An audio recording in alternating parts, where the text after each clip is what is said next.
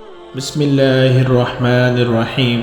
معزز سامعین، السلام علیکم ورحمۃ اللہ وبرکاتہ۔ حضرت ابوبکر صدیق رضی اللہ تعالیٰ عنہ پر اللہ کا ڈر۔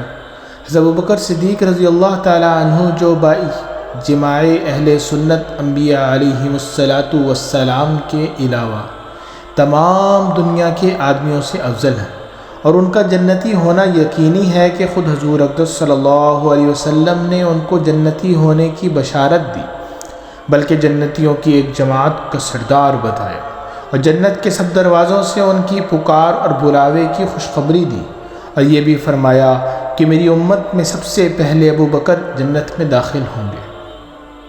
اس سب کے باوجود فرمایا کرتے کہ کاش میں کوئی درخت ہوتا جو کاٹ دیا جاتا، کبھی فرماتے کاش میں کوئی گھاس ہوتا کہ جانور اس کو کھا لیتے، کبھی فرماتے کاش میں کسی مومن کے بدن کا بال ہوتا۔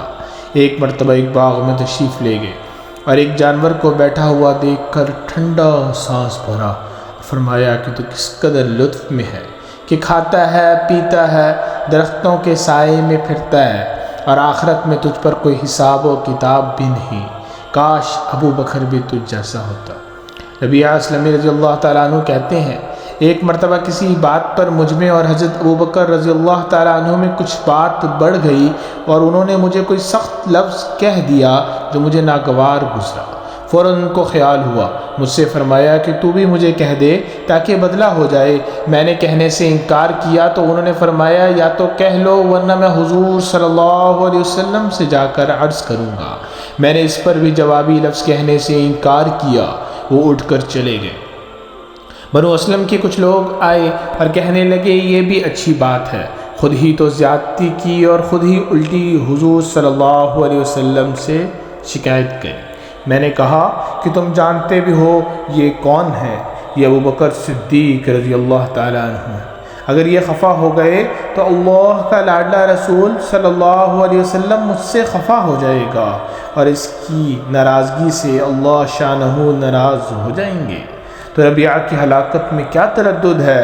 اس کے بعد میں حضور صلی اللہ علیہ وسلم کی خدمت میں حاضر ہوا اور قصہ عرض کیا۔ حضور نے فرمایا کہ ٹھیک ہے، تجھے جواب میں اور بدلے میں کہنا نہیں چاہیے، البتہ اس کے بدلے میں یوں کہے کہ اے ابوبکر اللہ تمہیں معاف فرما دے۔ معزز سامعین، یہ ہے اللہ کا خوف۔ ایک معمولی سی کلمے میں حضرت ابوبکر صدیق رضی اللہ تعالیٰ عنہ کو بدلے کا اس قدر فکر اور اہتمام ہوا کہ اول خود درخواست کی اور پھر حضور صلی اللہ علیہ وسلم کے واسطے سے اس کا ارادہ فرمایا کہ ربیعہ بدلہ لے لے۔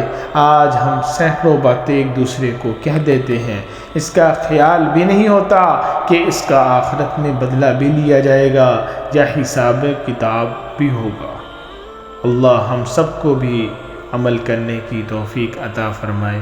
وآخر دعوانا ان الحمد للہ رب العالمین۔ السلام علیکم ورحمۃ اللہ وبرکاتہ۔